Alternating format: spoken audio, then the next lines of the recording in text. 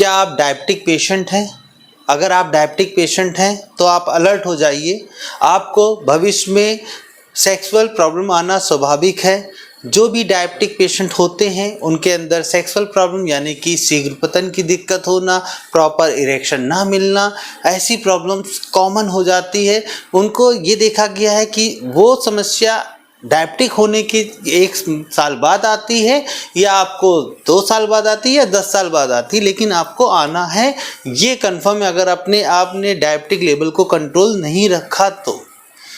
मैं doctor A K. Gupta, Divya विभूति आयुर्वेदा। आज का जो टॉपिक है, क्योंकि डायबिटिक पेशेंट पूरे हिंदुस्तान में दिन पर दिन बढ़ते जा रहे हैं। जब डायबिटिक पेशेंट बढ़ते जा रहे हैं तो डायबिटिक क्या है कि एक बीमारी नहीं है, वो कई बीमारियों को साथ में लेके चलती है। यानी कि वो किंग ऑफ डिजीज़ कह सकते हैं, यानी कि कई बीमारियों का राजा है। जब वो अपनी बॉडी में, आपकी बॉडी में आता है तो उसके साथ में आपको सेक्सुअल वीकनेस भी लाएगा, कॉन्स्टिपेशन भी होगा, साथ में आपकी आईसाइट भी वीक होगी, इसके साथ में आपकी मेमोरी भी वीक होगी। तो कई सारी प्रॉब्लम्स उसके साथ में चलती रहती है। जो अगर जहाँ किंग आया है तो उसके साथ यानी कि प्रजा भी साथ में आती है, उसी तरह डायबिटिक भी है। तो डायबिटिक जब होता है, कोई भी डायबिटिक पेशेंट है, तो उनके अंदर सबसे पहले तो शीघ्र पतन की दिक्कत आती है, यानी कि प्रॉपर टाइमिंग ना दे पाना। शीघ्र पतन होता क्या है इसके बारे में थोड़ा सा हम आपको बता दे रहे हैं।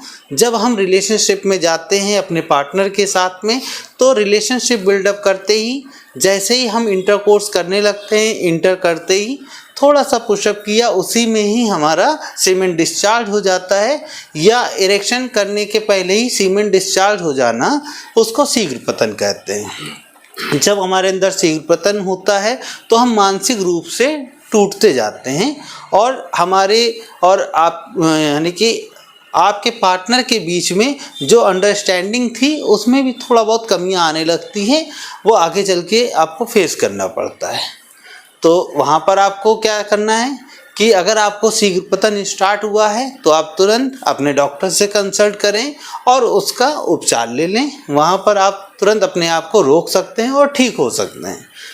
फिर आप देखते हैं कि अगर हम उसको इग्नोर करते जाते हैं कि हाँ चलो कोई बात नहीं है, कि हो रहा है, कोई ऐसा नहीं, कभी अच्छा हुआ कभी नहीं अच्छा हुआ, तो वो प्रॉब्लम्स आगे चल के क्रिएट और बढ़ने लगती है। फिर क्या होगा कि जैसे आपके अंदर इरेक्शन होगा, यानी कि ईडी की प्रॉब्लम फेस करना चालू होगा।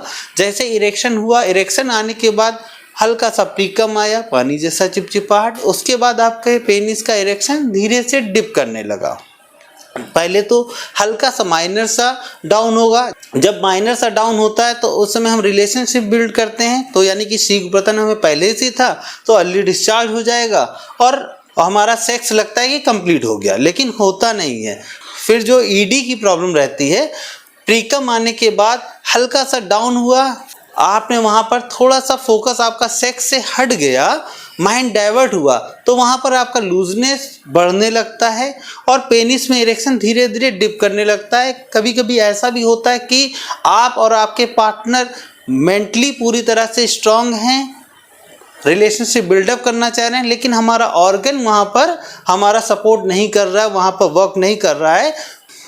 तो पार्टनर के साथ हमारी अंडरस्टैंडिंग काफ़ी समय से चली आ रही, तो उसमें तो 1-2 बार में तो ऐसा नहीं रहेगा, लेकिन यही लंबे समय तक आगे भी चलने लगता है, तो हमारे लोग के बीच में अंडरस्टैंडिंग जो अच्छी थी वो थोड़ी सी ख़राब होने लगती है। तो हमें वहाँ पर भी ट्रीटमेंट की ज़रूरत पड़ती है।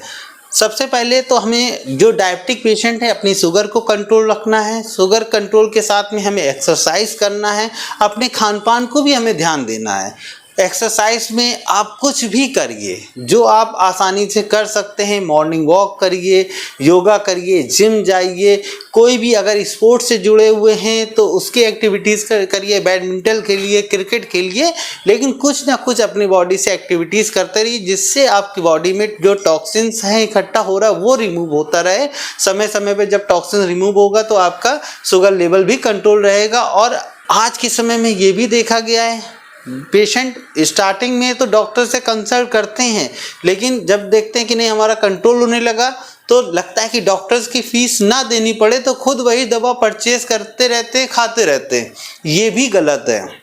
अगर आपको लग रहा है कि नहीं, हाँ हमारा शुगर कंट्रोल हो गया, फिर भी हमें 3 से 6 महीने में डॉक्टर से कंसल्ट करते रहना चाहिए, जिससे अगर हमारी बॉडी के हिसाब से लगता है कि नहीं ये दवा पूरी तरह से हमारी बॉडी अडॉप्ट कर चुकी है तो दवा चेंज किया जा सके, जिससे कि आपका डायबिटिक लेवल ना बढ़े।